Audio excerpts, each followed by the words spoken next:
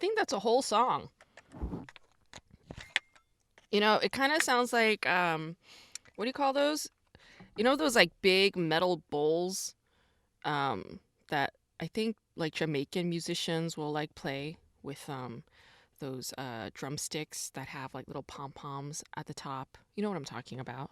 And it sounds all like, Jamaica-y. Yeah. That's kind of what it sounds like, the xylophone, which is kind of sweet. I like it. I did something today that reminded me of my childhood, which is I sat on the grass and I dug around looking for some four-leaf clovers. And that's something I used to do all the time. And I was reminded as to why I do that. And it reminded me that when I was 5 or 6 years old, I guess five, no, 6 years old. Yeah, I was in first grade. I met this um, woman. She was my babysitter, but she was this white lady named Kathy, and she was of poor health. She was on a waiting list for a kidney because she was undergoing renal failure. And I remember accompanying her to like go with her to the hospital where she had to get some um what is it, dialysis or whatever, like to flush out the kidneys basically. And yeah, like she taught me how to look for four-leaf clovers because four-leaf clovers are good luck, and she was a woman who was always looking for good luck charms because she really wanted this kidney. And I don't know, she comes from such a sad life. Her husband was a war vet. I don't know which war, but it was like, either it was a pretty intense war. I don't know which one though. I don't know if it was the Korean War or the Vietnam War or both, or was it World War II? It might have been World War II. But yeah, she was a really kind woman, and she was always looking for good luck in some way. And she taught me a lot of things about like flowers and plants. And she put up with me even though I wanted to watch Aladdin every single day. Like as soon as I came home from school, I would pop in a VHS of Aladdin and I would watch it from start to finish. And then I would go and do my homework or whatever else I needed to do because it was very important that I watch Aladdin. And I don't know why. I think it's just like kids have that thing. Like they just need to hear the same song over and over again. They need to see the same movie or TV show over and over again. They need to do the same thing over and over again. They need to hear the same word or same song over and over again. That's just how it is. Like children are weird like that. So that was my weird thing when I was a little kid. And so I was thinking of her today. The other thing that I did is next to the four-leaf clovers were these clover floss like flowers, these clover blossoms. You see, they look like little pom poms, right? And when they mature, they turn into this beautiful purple color. But when they're not mature, they are still this this little white color, white pom pom color. And I like when I was a kid, my parents would pick two of those flowers and then they would tie it into a knot and then they would turn it into a little ring. So that's what I made for myself. I made a little ring. And so I have a flower ring today. And I think a lot of like other Korean kids did this when they were children growing up. It was like a childhood thing among Korean kids. Um, so yeah, if you know, you know. And if you don't know, now you know because I just mentioned it. Um, but yeah, nourish your inner child in some way. I did some of that this evening, and I feel a lot lighter for sure because towards the like around dusk, as the afternoon was ending and the evening was beginning, I felt so much like rage and pent up anger and stress. It was just like swirling around inside of me and it was driving me crazy. So I just grounded down and did some inner child work and I felt a lot better. And I think also just like sitting on grass and leaning my back up against a tree for a little bit, I think that also helped me ground down. Big announcement, you guys. So, K Drama School, the book, is now available on Amazon for pre-order. Yes, that is big news. Clap, clap, clap. Yes, ding, ding, ding. I guess I'll hit the thing. Yeah, it's good shit. K-Drama School, my book is now available on Amazon for pre-order, and the release date has actually been updated. It is now April 23rd, 2024. So that is the drop date. It is the day after Earth Day, which is kind of cool. I love Earth Day because I love Earth. It is also cool because it's the day after Passover Day. Yeah, so for all the Jews out there, for all the Judeo-Christians, it is happening on a holy month. Yes, right? April, that's also when Easter happens. Yes. All the good stuff happening that week, and my book is going to be dropping that same week. So it'll be on that Tuesday of April 23rd, 2024. And the pre-order link is available on kdramaschool.com. You can also go to gracejoungcomedy.com, and pre-order link is also available there. Let's talk about Behind Your Touch. What a fun show. I really enjoyed watching this series. It is a show that reunites actress Han Ji-min with director Lee Seok-yoon, and they both collaborated on the series The Light in Your Eyes, which also stars Kim Hye-ja, who's a very big-time veteran actress. This series, Behind Your Touch, also reunites Lee Seok-yoon with actor Lee Min-gi. And Lee Min-gi and Lee Seok-yoon worked on the series My Liberation Notes last year. So the intertext and these callbacks, these references, the parody, the satire, all of this callback to My Liberation Notes in the first few episodes of Behind Your Touch, it was pretty blatant, very on the nose. You know, they were using the music cues, they were using some scene beats, right? And yeah, I mean, I personally didn't like that only because to me, My Liberation Notes is a holy text. It's a holy text, so leave it alone. It's a sacred text. Why touch it, you know? But whatever. He's the director of both shows. He's free to do as he pleases. Whatever. I'm glad that they stopped doing it like 3 episodes later. They kind of cut the crap. The show is unique in a couple of ways. For one, it's written by a male screenwriter. Yeah, Yi Nam-gyu wrote this series. He also wrote The Light in Your Eyes. He also wrote Living Among the Rich, and both of those shows star Kim Hye-ja. Yeah. And his screenwriting work dates back all the way to like 2004 with a show called Old Miss Diary, which he actually co-wrote with screenwriter Park Hae-young.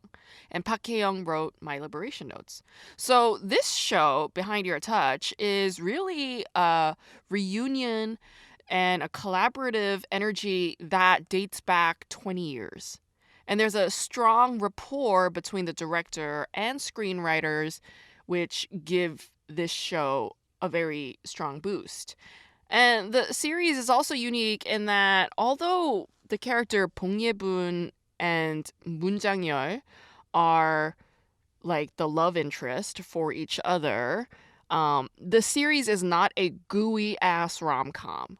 It's not like, you know, the point of the show, like the objective for these characters is not romance. The objective and the focus of this show is a lot more serious, right? They unite and collaborate in order to figure out who the serial killer is that's going around murdering all their fellow villagers. I love the way that Ye-bun was able to acquire her powers. They call it psychometry. And the way that she came into this power is by touching a cow's butt, right? Because she's a veterinarian and she was called to check on this cow. So her hand just so happened to be on this cow's butt while the cow's owner's hand was on the cow's leg. And that's when this asteroid hit this cow. And that changed things for these characters. Ye-bun was now able to see people's memories, not just people, but also animals. She could see their memories by touching their asses. I mean, that's a really funny premise, isn't it? Doesn't it sound like a B horror film? in America. I think it's an amazing premise because it's like so campy and ridiculous, and it's specific, and it's like weird. It's like she needs to go around touching people's asses, and she needs to figure out a way to like not be pervy about it. I mean, that's the reason why Detective Moon keeps calling her a pervert at the in the beginning of the show, which was fucking hilarious to me because she kind of was a pervert. Like there was like a bit of a predatorial prowler aspect to her, especially because she was in love with that convenience store clerk, right? She was definitely prowling around him. This series, Behind Your Touch, reminds me so much of another show that I absolutely love called When the Camellia Blooms. And that show also happens to be a show that's written by a man.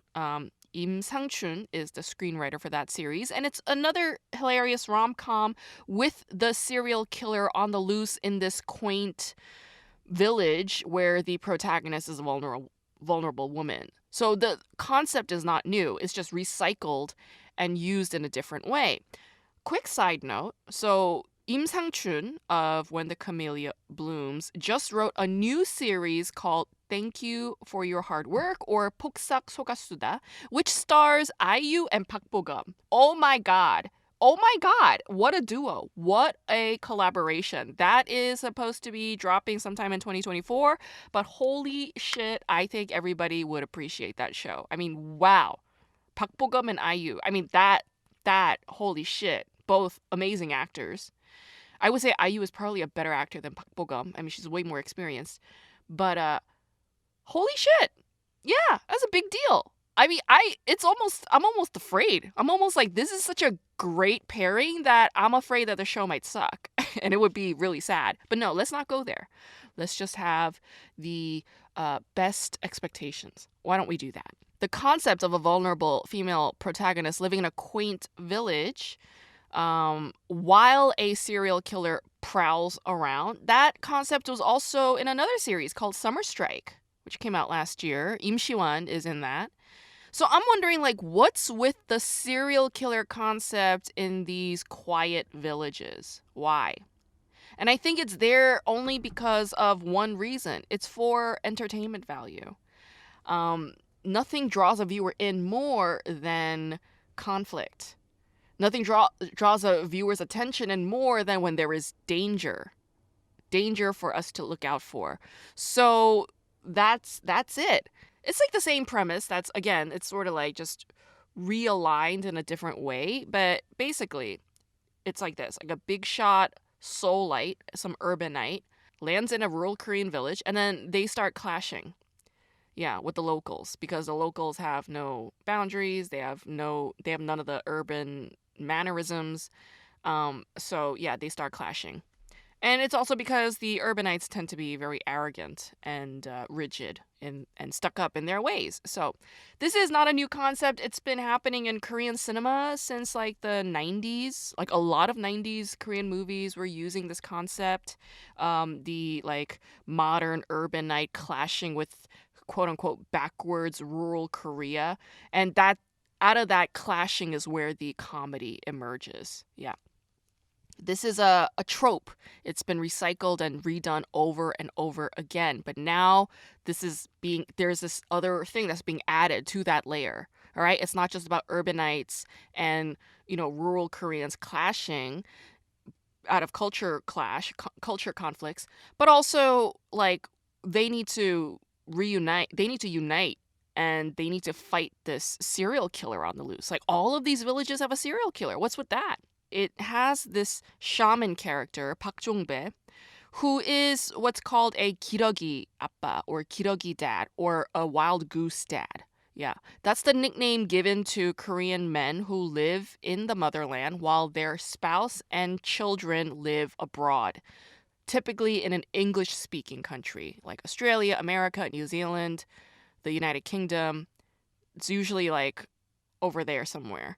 And then the Korean dad is living alone and being the breadwinner, working in Korea and sending money to his family abroad. I remember reading a New York Times article about this concept like 15 years ago or something. And it was so sad. Like these dads would eat alone every single day and yeah, they would just complain about how lonely they felt and how sometimes they felt suicidal, that it was really hard for them. And I think that is heartbreaking, to be a split family in that way for the sake of what?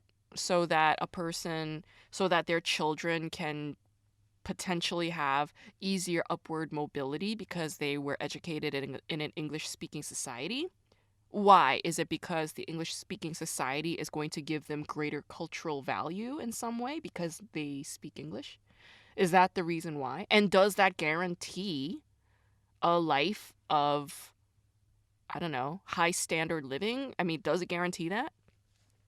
Obviously not. It doesn't. It doesn't. That's why it's an absurdity. It's absurd. It's absurd that families would go to these lengths to do this. And the way I see it is this is just intergenerational trauma that's working its way out in a different way. In this regard, it's the father who's actually being abandoned. Yeah. Like a lot of the times we talk about like, orphaned children or families that get torn apart because of, wars, right?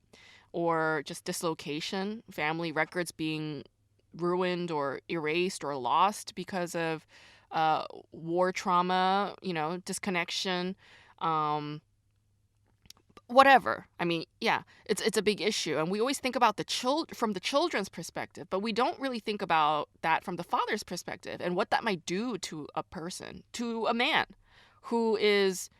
I mean, he's basically being exploited in a sense, isn't he? I mean, he's separated from his wife and child, his support system, and he is expected only to work and send money. It's very dehumanizing if you think about it. But there's this scene on this show that exposes the absurdity of this Kirogi dad concept in a hilarious way. So, the shaman guy, he's living in Korea. He's living in this village and he's a shaman, but he's not doing so well in terms of his work. And his kid needs $500 because the child wants to take K-pop dance classes in Australia. Yeah. That is the reason why he needs to come up with $500. And this scene is demonstrating the absurdity of South Korea's status today and like what that's doing to the families. Yeah, both local and abroad.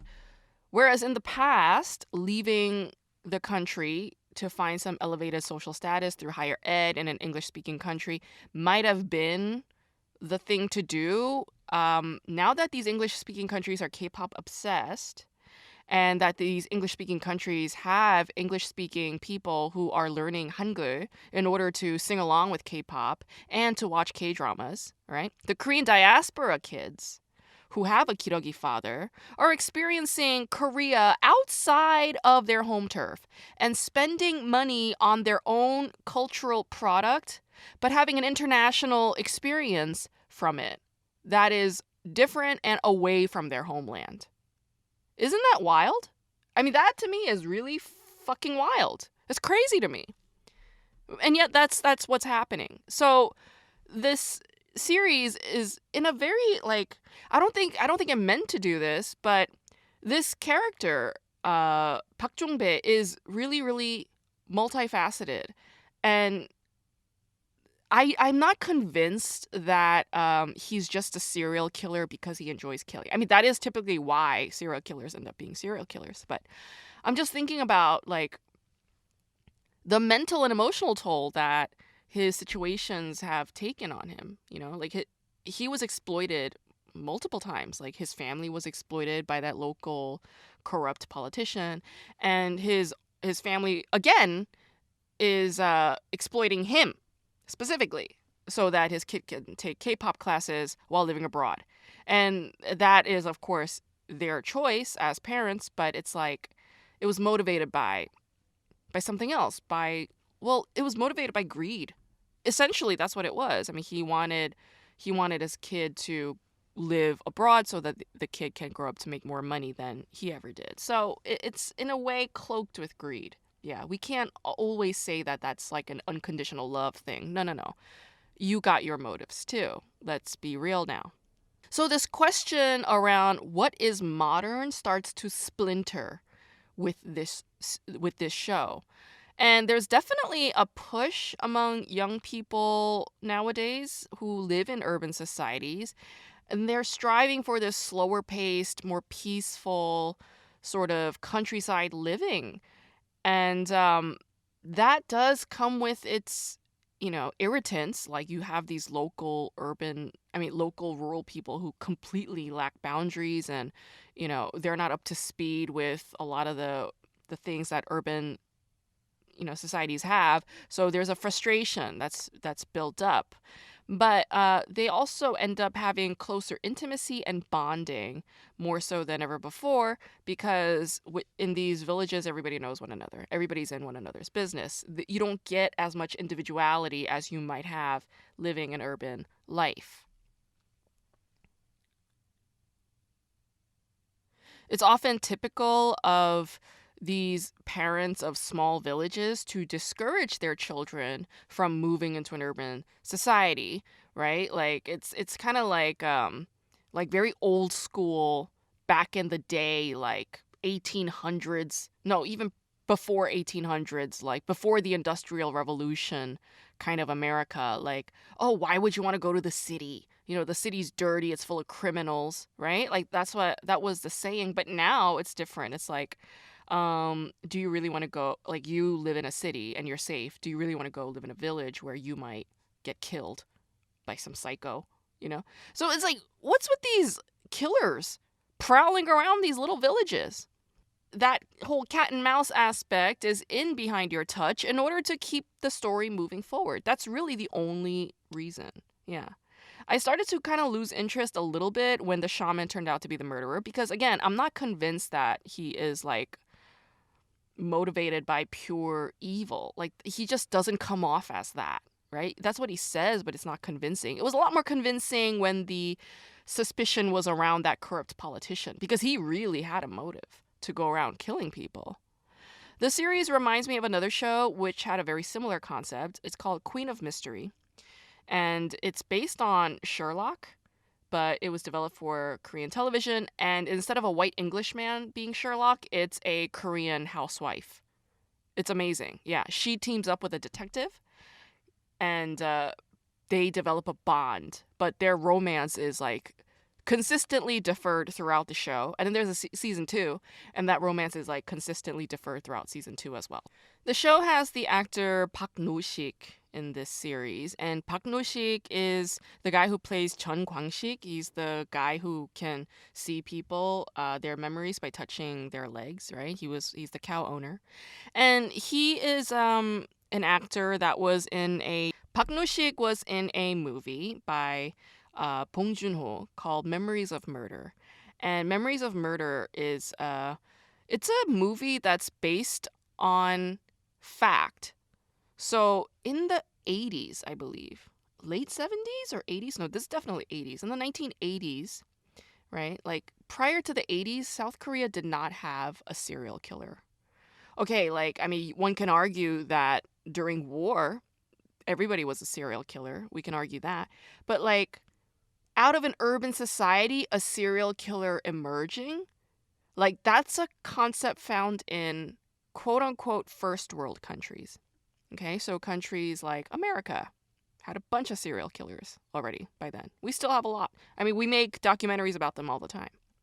But this is a first world country um, malaise.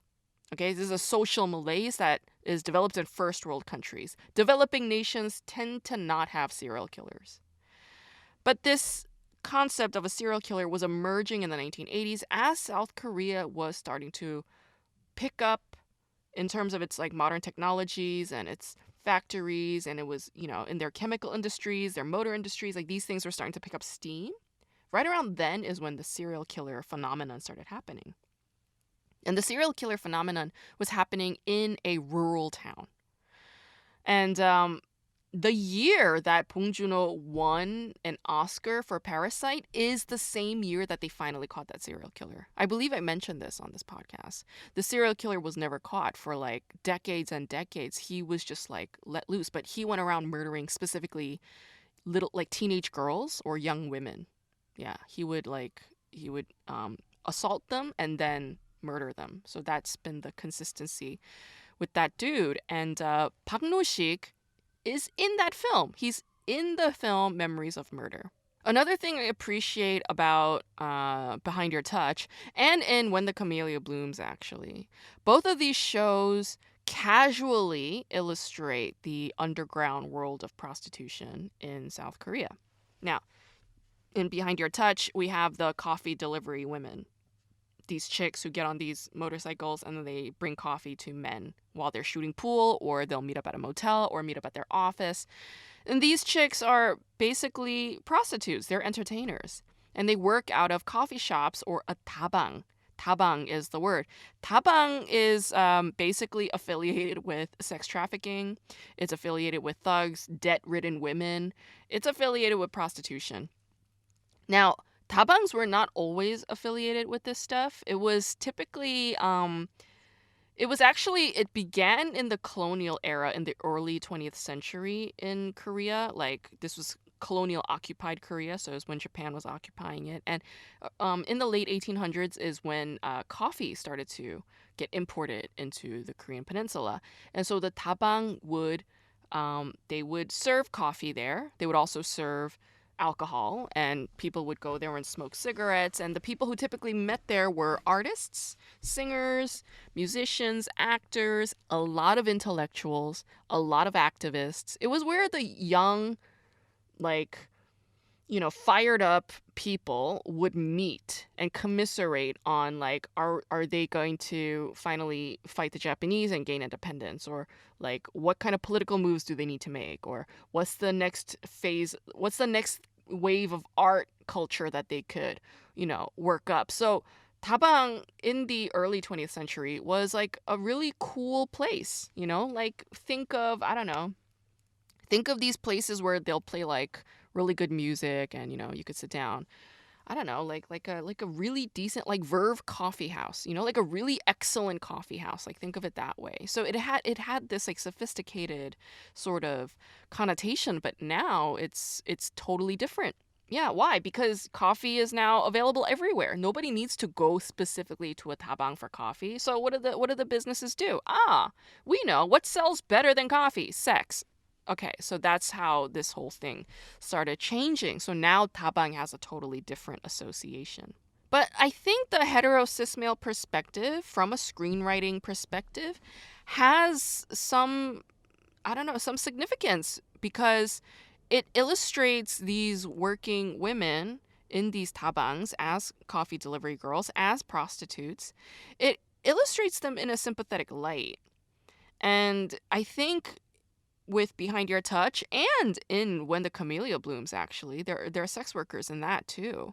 There's this very frank way of mentioning that they're prostitutes, and then there's a way to humanize these women as working women. Like the narrative goes into their woes, it goes into their past pains, it goes into their dreams, and goes into their circumstances. It does make an attempt at humanizing these women in a deep way. In the final episode, when Yebun and Detective Moon finally track down the shaman, and the shaman starts to give this long monologue, right? He starts saying that he's going to use his eyes when he goes into prison in order to determine his fate, and he's going to control people, yada, yada, yada. He's got this long-ass monologue. And then Yebun takes her two fingers and then, like, pokes both of his eyeballs. I was cracking up for like 3 minutes straight. That was such a good move. Like, K-dramas crack me up every once in a while, but they don't make me laugh that hard. But Behind Your Touch, this show definitely had me cracking up multiple times for like an extended period of time, and I really enjoyed that part. So thank you. My God, Han Jimin, you are awesome. Han Jimin is so funny. This show really like showed like her cute side. And I loved her sweaters. Oh my God, all the sweaters that Han Jimin wore on this show were like amazing. Also, all the sweaters that Oki wore, right? What's that actress's name? Ju Min-kyung. We see her in everything, right? Her sweaters, amazing. Like, yeah, Han Jimin sweaters, amazing. Where do these country girls buy their sweaters? I want them. The sweater that Oki was wearing, I think in episode 15, she had the sweater with like the cherries all over. Oh my god. Beautiful sweater. Where can I get that sweater? I need it with those big golden buttons.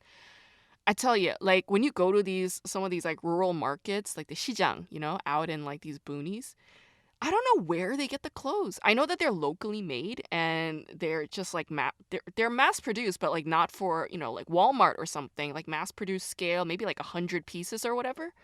They are hilariously tacky and just like epic works of art. I love them. And honestly, I want to go to Korea just so I can go to these like small towns and like buy up a bunch of their sweaters because I was loving the outfits in Behind Your Touch. And I really love the show.